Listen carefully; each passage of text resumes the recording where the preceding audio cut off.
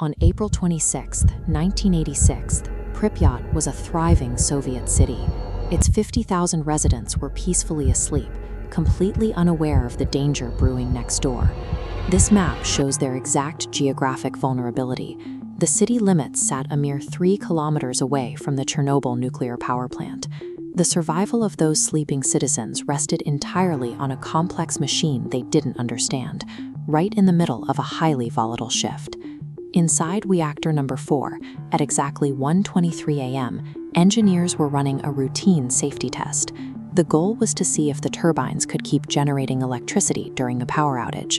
This schematic illustrates the initial failure point. Poor decisions and a power drop pushed the core into an unstable red zone. Fatal design flaws caused the control rods to jam, failing to halt the overheating and setting off an inescapable chain reaction. Then, without warning, 2 massive explosions violently ripped through the reactor, blasting the massive concrete roof into the night sky. Looking down into Reactor 4's exposed core reveals the sheer physical devastation. The blast blew the 1,000-ton concrete lid entirely off the structure. In a fraction of a second, a controlled power generator became an open, burning wound, pouring invisible poison directly into the night sky.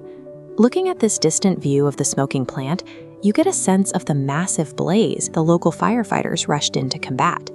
But those crews were fighting a nuclear core fire, while being led to believe they were extinguishing a standard roof fire. Lacking protective gear for radiation, many of these first responders absorbed lethal doses in a matter of hours. These crews died from the explosion and from a systemic failure to warn them about the invisible threat they faced. As morning broke, the 50,000 residents of Pripyat woke up and sent their children to school, entirely unnotified of the disaster unfolding 3 kilometers away. Soviet authorities waited more than 36 agonizing hours before finally issuing an evacuation order. They prioritized the state's image, choosing to conceal the disaster rather than protect their own citizens. But radiation refuses to be contained by political silence.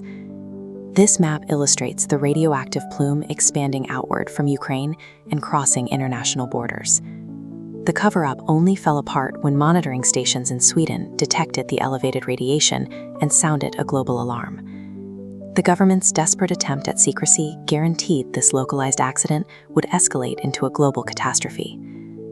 This photograph captures the liquidators, the massive crowd of drafted soldiers, miners, and volunteers sent directly into the toxic zone to contain the bleeding core. Looking at the immense scale of the ruins from above, the immediate strategy was to build a massive concrete sarcophagus over the exposed reactor. But that initial fix was temporary. Decades later, engineers had to construct this colossal steel enclosure over the crumbling site for future generations. The physical containment of the reactor remains an ongoing, permanent tax on humanity, paid continuously decades after the initial failure. Today, Pripyat is abandoned. The scattered papers in this decaying school hallway show how daily life came to an abrupt halt, 36 hours too late. Over nearly 4 decades, nature has aggressively reclaimed the streets and infrastructure, overtaking structures like this rusted Ferris wheel in the city's empty amusement park.